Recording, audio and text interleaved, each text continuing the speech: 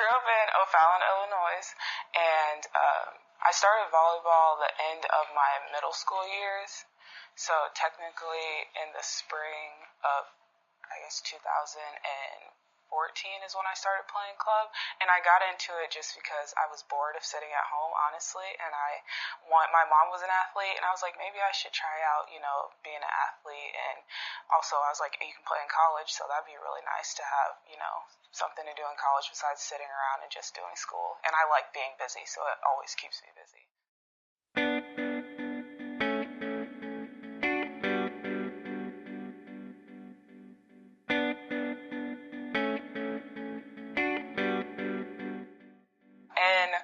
I think it was 7th grade, I tried out for basketball, volleyball, and track, and I didn't make any of the teams, 1. But 2, I didn't like basketball or track because I'm not that big of a runner, and so volleyball was like a nice in-between where you didn't have to run that much, and I don't like contact, and so it was a non-contact sport, and I was like, okay, I think I could be pretty good at this, so I kept it up. I first met Nzingha when she was a sophomore in high school.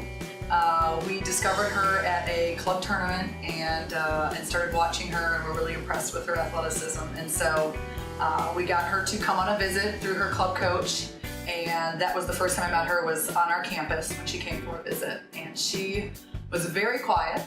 I think she probably said about 3 words the whole time she was here.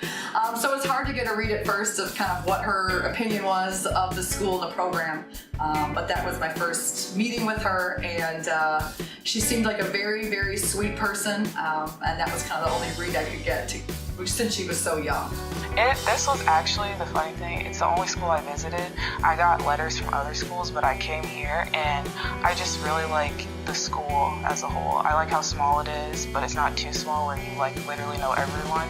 And when I met the girls, they seemed really nice, and I could gel with them very well. And the coaches, I was close to one of the assistant coaches, and so she made me feel comfortable here, and that's why I came.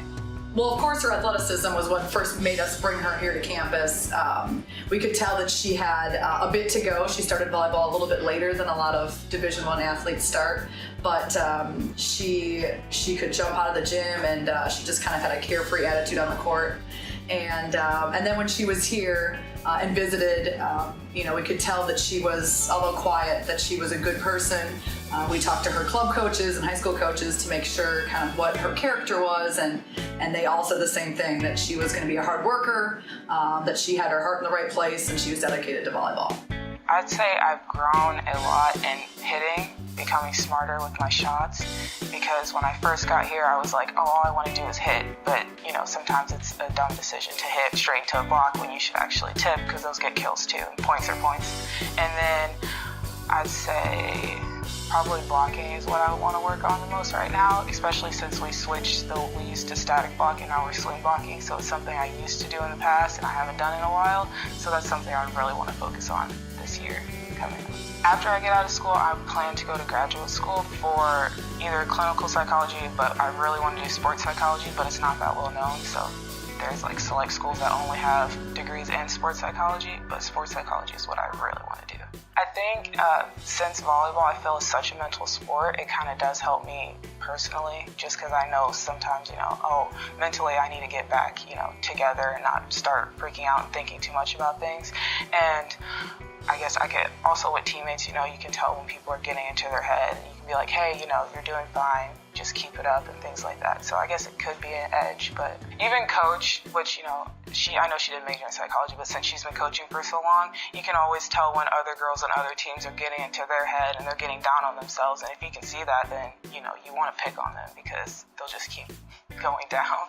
I mean, that's part of coaching. They know that. You can tell by their nonverbals. You might not hear what they're saying, but when someone's hanging their head and kind of looking disappointed, or they walk away from their teammates, they don't come in together, that's the person we're going to pick on the very next play. So they see that too, and that's part of the sport. And the fact that she recognizes that probably more and more as she's had this experience, it's good for her. She knows where to attack now, because she can tell by those nonverbal cues from the other team.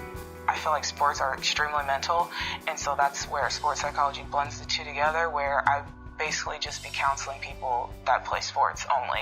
And so it's not as extreme as someone having, like schizophrenia or being a psychopath, but it's still kind of, since I've been through playing sports, I feel like I can really help other people because I understand what they're going through and how mentally it can be very challenging to play a sport, especially in college, which is what I want to do, is be a sports psychologist at like a college would be my dream. I think she'll do a really good job because she obviously has been a Division I athlete. She knows what these athletes are going through, and she is very personable when you talk to her one-on-one. Anybody that we've had on campus now is, I love Z as recruits. They're like, she's so easy to talk to, and that's going to be huge as being a sports psychologist, as someone that the athletes can actually open up to and talk to. So I think she'll be very successful, and I'm excited to see what she does in the future.